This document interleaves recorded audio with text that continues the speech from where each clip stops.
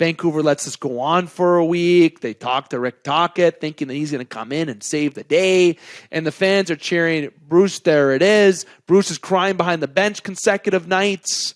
The problem is not Bruce Boudreau.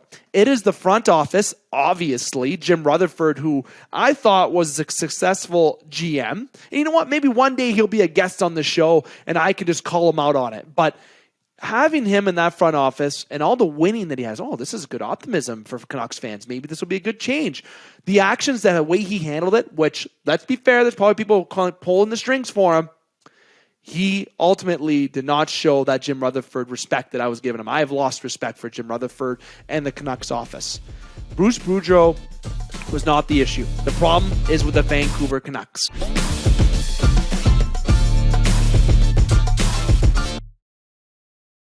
Booyah, and it's time for the Game Sports Show podcast powered by the Game Entertainment and Media. I am your host, David McCaig Jr., and here on the Game Sports Show podcast, it is the pilot episode of our new Monday edition of the Game Sports Show, the headline podcast of the Game Sports Show. You can find the Game Sports Show anywhere. Pull out your mobile device, your desktop, your tablet, wherever you have an electronic device to search the Game Sports Show, and we're there.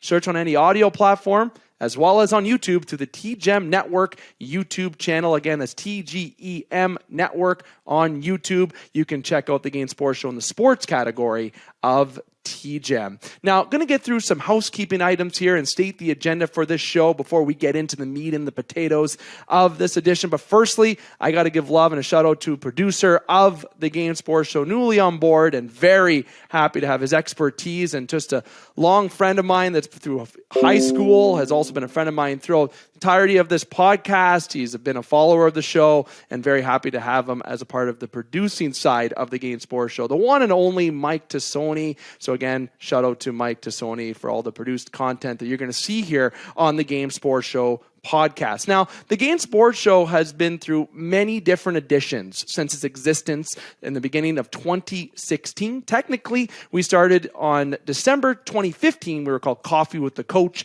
and then we transitioned in January 2016 to the Game Sports Show, which was featured in Sault Ste. Marie, Michigan.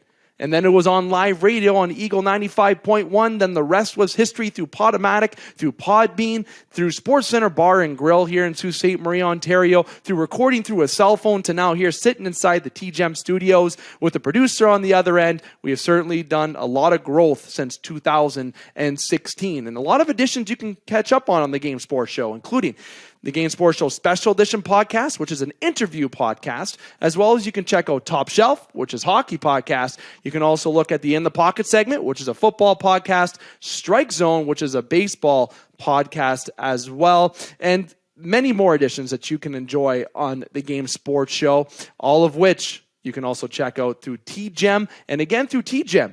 I want to give a shout out to TGEM. TGEM is a podcast categorized platform on YouTube that has categorized podcast content to sports, mental health, and if you're airing a podcast, don't hesitate to reach out to yours truly to work on that podcast or get it aired on TGEM or even the Game Sports Show. Now, going to clear this up first. On Mondays, of course, we are known for the live radio edition of the Game Sports Show that's been in action since January 2016.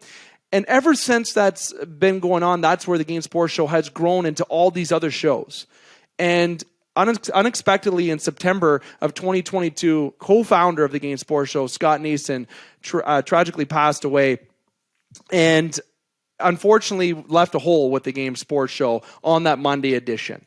And through the Monday edition of the Game Sports Show, we did attempt to get back on live radio and do the Monday shows the way that it was, but we decided to leave it what it was and turn the page and move forward on with another edition of the Game Sports Show on Mondays. And on this Game Sports Show podcast Monday edition, it's going to be all over the place, just like this introduction is. It's going to be myself bringing in guests from different shows, different hosts that are on the Game Sports Show and TGEM, and overall just talking about the world of sports in general, hot topics in the world of sports, not just hockey, not just baseball, all things sports we'll cover within a half hour. And that is what the Game Sports Show podcast is going to be bringing you from an audio and video perspective. And if you want to be a guest on the show, if you got stories to tell, don't hesitate to reach out to yours truly to be on the show. And like I said, check out the previous editions of the Game Sports Show and all the shows included on the Game Sports Show. And again, the TGM Network YouTube channel. The Game Sports Show podcast is sponsored by Flawless Roofing Steel Incorporated. It's based in Thunder Bay and in Sault Ste. Marie, Ontario. Over 30 years of experience, residential and commercial rooftops. Hey, you got to protect your investment, right? You got to protect your investment. You may as well start from the top. All right, Flawless Roofing. You can see the calendar right in the background there. Flawless Roofing, we appreciate your support here on the Game Sports Show. And here for the Game Sports Show podcast, I want to give a shout out as well to The Sport Displays. Listen, if you're trying to look where to hang up that memorable jersey item or shirt in your man cave, in your garage, in your office, such as maybe the TGM studio, make sure you check out the jersey mount by The Sport Displays. Easy to install, easy interchange. The Sport Displays. Now, getting into the agenda of the Game Sports Show podcast here for tonight's upload, we're going to be getting into a little bit of hockey. We're going to get into some football. And if we have time, I'll try to flirt a little bit with baseball and basketball to close off the edition for the Game Sports Show podcast. And with this edition, it's just going to be yours truly featured throughout the entirety of this pilot episode. And don't hesitate to comment below on what you want to hear on this show, all right? I want to hear your feedback. I want more interaction from the fans. I want you to comment. I want you to like, thumbs down, whatever you want. Tell me, and we want you to be a part of the Game Sports Show in any which way possible. Now, getting into hockey, there's a lot that we're going to get into, okay, but a lot of the meat potatoes that we're getting into hockey is with Bruce Boudreau, and I'm going to start it off by getting right into it. The first official topic of the newly relaunched The Game Sports Show podcast on Mondays. And I want to start with Bruce Boudreau because, yes, it is a hot topic in sports to talk about. And hey, Bruce Boudreau is a friend of the show. You can check out the previous edition that he had on the special edition upload. Just go to Spotify or Apple and search Bruce Boudreau interview, The Tales of a Successful Professional Player and Coach. It was episode 15 for our special edition upload. And funny enough, on special edition 14, we had his son, Ben Boudreau, who's actually coaching as well in the professional level of hockey. But we're talking Bruce right now. And on our Instagram page for the Game Sports Show, the feedback, and you can check it out if you haven't, just go to the Game Sports Show, which is at the Game Sports Show on Instagram, Facebook as well, and TikTok. Yes, we're on TikTok now, and boy, is that a new venue for yours truly. But if you go to the Instagram page, you can see the results. Well over 90% of people agree, and we've had over 50 votes on that Instagram. We appreciate that in just a short period of time within the past 20 hours or so. And we appreciate the interaction from fans for that. But over 90% of individuals feel that Bruce Boudreau was treated unfairly with his exit in Vancouver.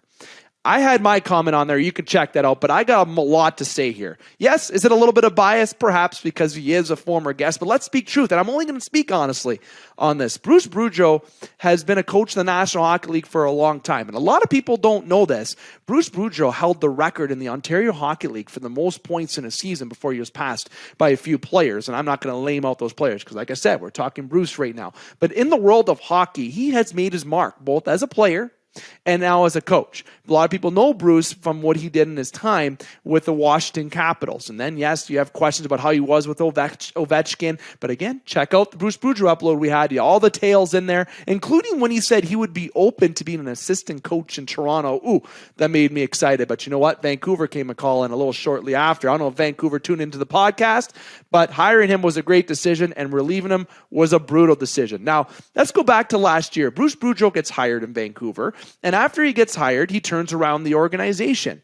They go on a good little streak. Yeah, there's inconsistencies that are coming to a season, and a coach is not going to be perfect. A coach is only going to be as successful as a team that buys into his system, all right? You can have coaches that come in with white gloves on. Now, if you don't know what that means, let me speak that out for you. You come into a team that is well put together already, and it's easy to rotate lines. For example, if you coach the Canadian Olympic team, you don't need much thought in there. And yeah, that's a little jab to Mike Babcock, but you don't need a lot of, let's say, expertise in how to operate a team. You can put anyone on the ice at any given time, and if you got a lineup of Crosby, McDavid, McKinnon on the power play, you don't need to think who goes next on the power play. They're the ones that are going. You throw Mitch Marner on the point, you throw Pietrangelo, Shea Theodore. You don't need to think. Bruce Boudreau came into Vancouver last year, and the team was in a similar position that it was now. It was that, what are we identity? This year, a lot worse. It's been shown a lot worse where the improvements are needed. But what was the identity of the Vancouver Canucks with Trevor Linden there, whom they still owe over $2 million for that they're paying? They're paying $2 million to Bruce Boudreau now, and they're paying essentially the same for Rick Tocchet. Okay, they're hitting about the $7 million mark for 3 coaches that they're going through in the past year and a half. And Trevor Linden, when he was there, was a very X and O systematic coach. And I think he would have been more fitted to remain in an AHL level coaching rank before going to the National Hockey League. Bruce Boudreau, though, as I said that we're talking about, Vancouver hires him last year. Things change. The ship gets right. Now in the offseason, okay, what's the identity of the Vancouver Canucks? In previous editions of summer uploads I had on the Game Sports Show, we talked about how the Game Sport, or not how the Game Sports Show should trade Vancouver. Hey, if we ran that team, I can imagine what would be done. But how Vancouver should operate that team going into the season. And it was simple. Retool and rebuild. But you know what? They looked at their team and said, okay, we got JT Miller, we got Pettersson, we got Quinn Hughes, we got Thatcher Demko. We got pieces here that we can add and potentially make a good run at a wild card or a playoff spot. So what do you go out and do? You go sign Ilya McCaig. You pay him over $4 million. He's not worth it. I can tell you as a Toronto fan, taking my host hat off here for a second, McCaig is not worth what you paid him. Tyler Myers, overpaid. Let's keep going down the list if we want it. Shall we? Should we keep naming names? No, I'm not going to do that because Vancouver Canucks fans already know what they've paid to players. All right? JT Miller, the Pettersson, the Brock Besser, the Bo Horvat, you have a good core of guys there. So I can see, all right, we needed to keep Bruce aboard. We brought a coach in that can win. Maybe we can make something happen. If it wasn't last year, this year. You go into this year, and all of a sudden, the volcano erupts. It just erupts. You don't understand what's going to happen now. This team has an awful start. They win a couple games. A little bit of optimism. And then, right back in reverse. And then Jim Rutherford comes out with those atrocious comments about his team, saying, okay, I'm not here. As I thought maybe it was a little bit of changes, essentially is what he said. Not exact quoting him, but he said we need some major cleanup. All right. And the worst kept secret in sports was Bruce Boudreau being remained as the coach or not. The Vancouver Canucks, getting to that point, handled this situation so bad. I've never seen an organization, and there's been some basketball stories in the NBA you can look at. You can look at some baseball stories about how there's always a scandal going on. If I'm the Vancouver Canucks in ownership, I'd want to step down. Okay, I'm embarrassed. Canucks Sports Entertainment, I am embarrassed about how they treated Bruce Boudreau. Yeah, it is one guy. It is one person. But you know what? That comes down and shows what it's like in the front office for that team. And the fans chanting, Bruce, there it is. I got chills. When that was happening last year, I was like, good for Bruce, man. This was a guy that was just looking to get back into the National Hockey League. And when he did, he got a chance with a very marquee market, a team that hasn't won a cup, wants to get turned. They have a good core of guys, as I already attested to. But then this year, he gets the blame for it. His systems and his knowledge are not, and this is not the issue. The coaching is not the issue in Vancouver. And you know what? Maybe Rick Tocchet goes in and wins 10 games and make me look like an idiot. But you know what? I don't think so. Because look at Rick Tocchet. Does he have a winning record? No, he doesn't. Back to Bruce Boudreau. The fans loved him. And the emotions that he had on the bench crying. I almost teared up. Because that shows the love that he has. And his press conferences at the end where he's saying you never know when it could be your last. And who knows if Bruce Boudreau is going to be behind the bench again. I think he would be. It's been talked about on many hockey panels.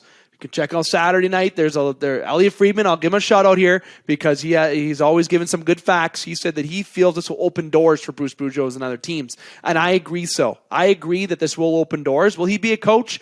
I think so. I think he should be a part of a team that is in almost a ready-to-win mode that did not meet those expectations and go to that team. He's not a rebuilding coach, or maybe he should be considered as a consultant at the front office. But what he has done for the Vancouver Canucks was change what they did last year. It's like they forgot about that. They forgot about the love that the fans had for him. And that was shown for the past week for the worst kept secret. And the Vancouver Canucks should be ashamed of what they did to Bruce Boudreau. That was a joke. I haven't seen an organization treat a coach like that. Not to my mind as of right now. I'm sure if I sat and thought about it a little bit more, because I'm venting right now, I probably could. But Bruce Boudreau is a human being. It's somebody that you need to look at and say, all right, yeah, it's just a business. But at the end of the day, that's a human being behind the bench. That is somebody who has to go home to a wife, to see his son, to see his grandkids. And it affected him for the past week. Knowing to go to work, knowing you're going to get fired. Listen, it is not something you would enjoy. Think of that. You're going to your job, you're getting fired. Okay, how do you feel about that? You don't feel wanted. You put the blame on yourself. Vancouver lets this go on for a week. They talk to Rick Tocchet, thinking that he's going to come in and save the day. And the fans are cheering, Bruce, there it is. Bruce is crying behind the bench consecutive nights. The problem is not Bruce Boudreau. It is the front office, obviously, Jim Rutherford, who I thought was a successful GM. And you know what? Maybe one day he'll be a guest on the show and I can just call him out on it. But having him in that front office and all the winning that he has, this is good optimism for Canucks fans. Maybe this will be a good change. The actions, the way he handled it, which, let's be fair, there's probably people pulling the strings for him. He ultimately did not show that Jim Rutherford respect that I was giving him. I have lost respect for Jim Rutherford and the Canucks office. Bruce Boudreau was not the issue. The problem is with the Vancouver Canucks. The Vancouver Canucks are the issue. Bo Horvat doesn't want to stay there. He's out. Mentally, he's gone. JT Miller's upset. Obviously, he seems to be an issue in the locker room. You have goaltending inconsistencies and injury bug that's bothering you there. Elias Pettersson isn't that same Pettersson that we saw back before. Still a very effective player and a top line guy. But it isn't the Pettersson that maybe he was. But don't forget, he's not like he was a first overall, top 5 pick for sure. But he is still the player that he's still got those inconsistencies that he's battling, but you know what? He does both sides of the game well. He snipes and he can do the two-way side of the game. And you can go down the lineup. The money you've given to McCaig, Tyler Myers not living up to expectations. And the list goes on. It's the players that you brought in that can't buy into the expert system that Bruce Boudreau offers. And it's players that are already halfway out the door because they started the year that they were. And now you're going to put the blame on the coach. And unfortunately, the blame goes on the coach first. Rick Tocchet will come in. They probably won't do any better. The deadline, they're going to sell off. Horvat going to Colorado. Spoiler alert, that's my prediction of where I think he's going. Sorry to the Oiler and Kraken fans. You're going to trade off probably, you're going to see about trading JT Miller, but I think that's more of a summer thing. You're going to be looking at cleaning house, right? Because now who do you want? You want Connor Bedard. They've said that. I want that first overall pick. And maybe that's why another reason they moved on from Bruce Boudreau, because they don't want to make him go through that. I don't know the other ins and outs, but the way they treat him was very disrespectful and awful. And Bruce, you will get hired somewhere. The Game Sports Show's got you back. I know you're a fan of the show. You're a previous guest, and we love you.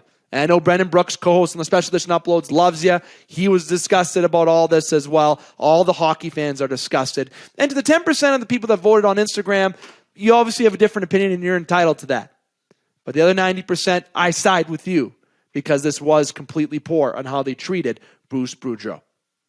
Now, get into more hockey news here. What I want to dive into for the next couple minutes before transitioning to the next topic. The Toronto Maple Leafs, I will dive into for a second here. It just seems against teams that are beneath them in the standings that they can't play well against. And I get texts a lot about, okay, what does Toronto need to do? I go on social media. Toronto's getting Patrick Kane. Apparently Wayne Gretzky's coming out of retirement. They're getting Gavrikov. They're going to be getting Bo Horvat. They're getting everyone apparently. Okay, I guess Dubas has an endless amount of picks. Listen, Dubas, whom is a Sioux native, where the Game Sports Show is based out of, just to remind any listeners who are not in the region, the Toronto Maple Leafs have capped themselves with a core nucleus of guys. And now they're taking an approach where they're trying to fill those core guys, both forward and on the defensive side, with guys that could be bargain guys or mid-range guys. You bring in Matt Murray, you're paying a hefty price for Matt Murray. He's been great up until this point. He's had some sluggish recent starts. Samsonov's done well. It's been a good, pleasant surprise in that. The Toronto Maple Leafs, right now I'm going to splash these rumors about getting Patrick Kane. I would love Patrick Kane in Toronto. It would be great. Tavares needs a second-line winger. Is that going to be Ryan O'Reilly? No, it's not. You got to find a guy out there that may be that Max Domi. Is he a top 2 guy? I don't know. But you got to have to get someone in there that's not going to cost you too much. Do they need a defenseman? Hey, when Riley was out and Brody was out, they've shown that the defensive side of the game has actually improved. But if you can maybe factor in a second-line guy with a second-pairing defenseman, why the heck not? Go ahead and do it. That's all I want to talk about in terms of Toronto. And with the National Hockey League, though, I want to talk about the Seattle Kraken because They are a pleasant surprise. Look, everyone's saying when Vegas made the Cup Finals, oh my goodness, why the first year they made the Cup Finals? Hey, I was enjoying it. Friend of the show, friend of myself, Colin Miller, makes the Stanley Cup Finals. He's the person who scored the first goal in Vegas playoff history. You can check that out if you want to, if you don't believe me. And heck, if I'm wrong, comment below, but I know I'm not wrong. The Seattle Kraken come into the league last year, and they do an awful expansion draft. Like, you're like, what the heck? They didn't take Tarasenko, Price. Okay, let's rewind that awful point. It wasn't. They looked at ways to add those depth guys and add salary cap room so they can make additions to fill out their team. They have a good shot again, Horvat. They really do. But they can have a good shot at trading for Patrick Kane. Does anyone think of that?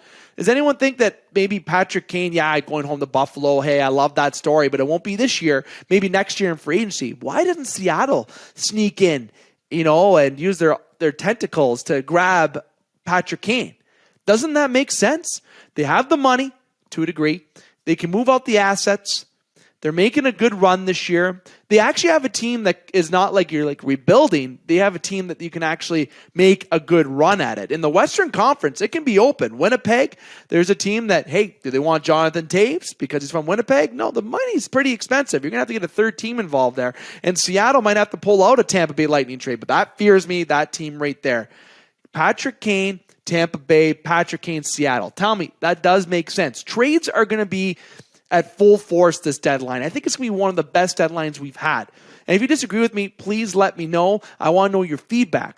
Bo Horvat, Jonathan Taves, Patrick Kane, all right, Dennis Gavrikov. The list can go on with different players. Picks, Brock Besser. I can't believe I'm forgetting Brock Besser from Vancouver. There is a lot of players that can be seeing their way out the door. Ryan O'Reilly. I don't know why I'm also forgetting Ryan O'Reilly. And for some reason, Boston Bruins stink into my mind with Ryan O'Reilly, and that haunts me, especially of being a Toronto fan.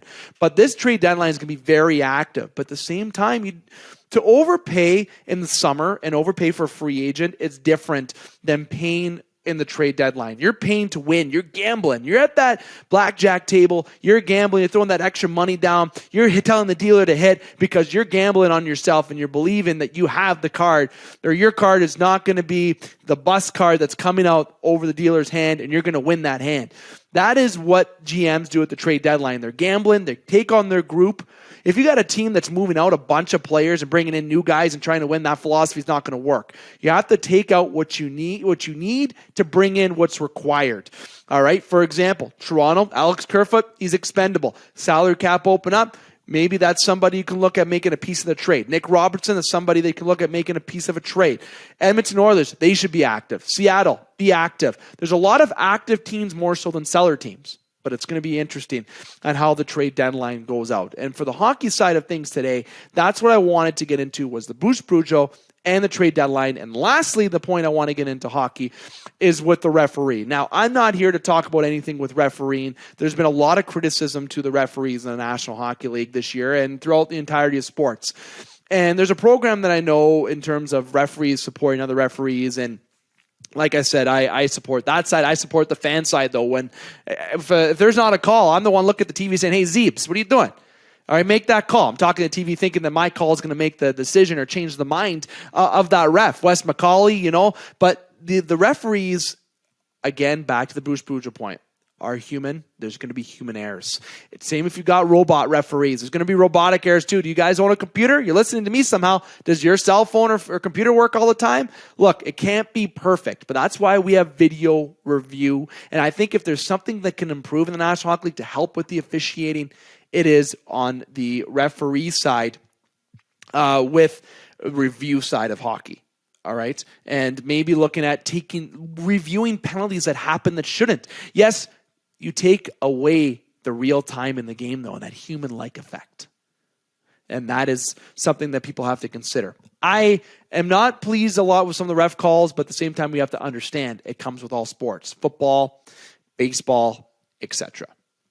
This is the Game Sports Show podcast. I'm David McCaig. Episode 1, the pilot of the Game Sports Show podcast, 2023, newly launched Monday edition.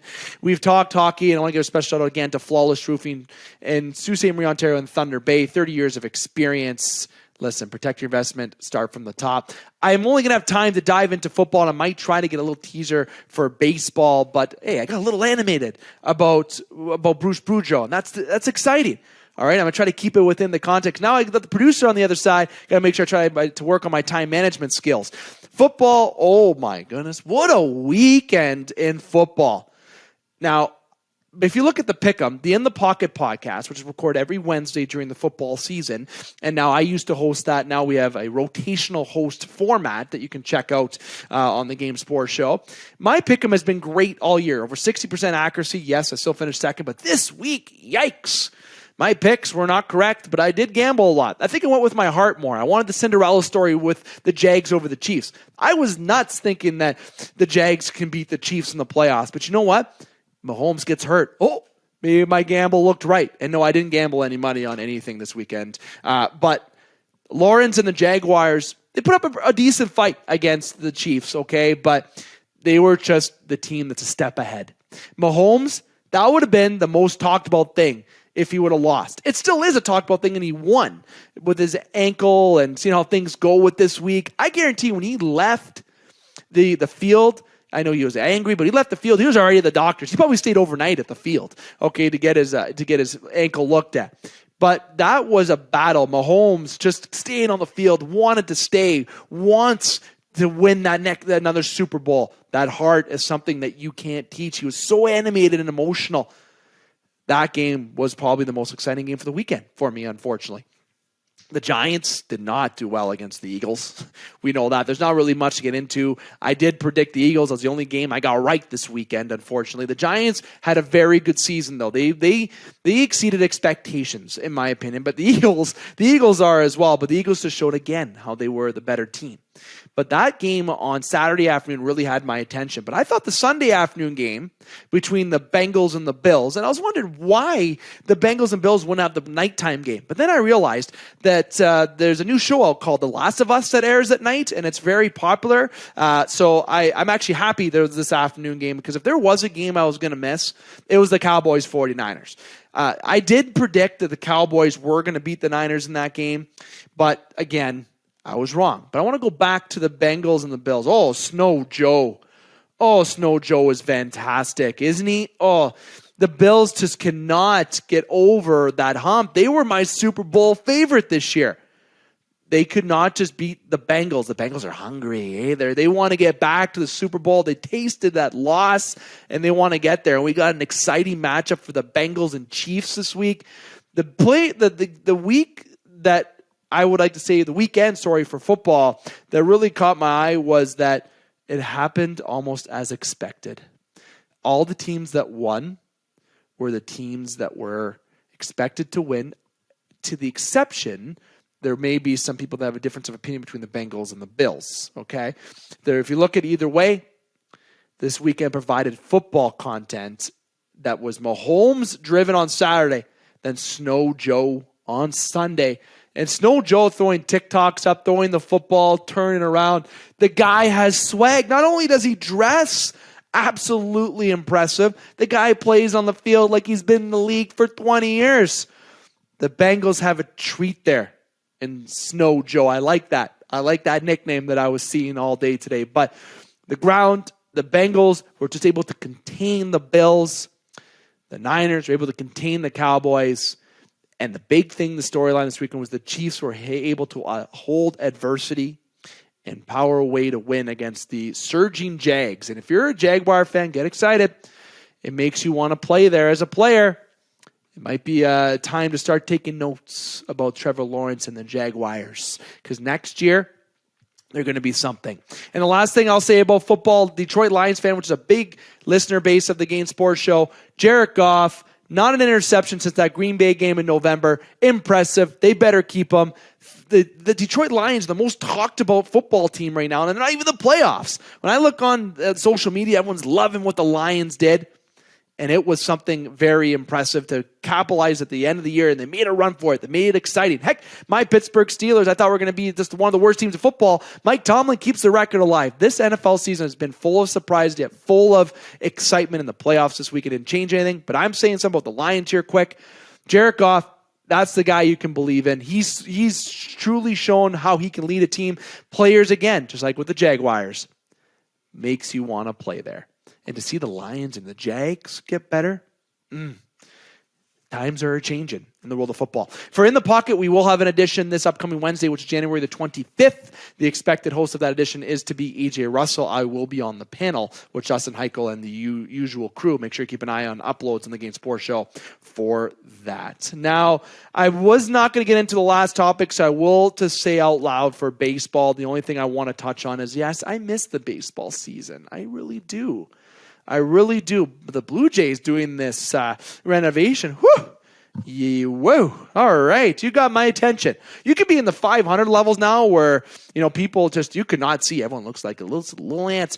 There's a deck up there now. And, the next couple of years going to be a lot of different rentals. The bullpen's coming up. You need a maze to be in the outfield now. Okay. And good thing they got Kevin Kiermaier in Toronto now. A very good outfielder, because you're going to have to figure out a way to navigate that outfield, the Rogers Center. But instead of building a new stadium, to put the enhancements of the Rogers Center, I love it.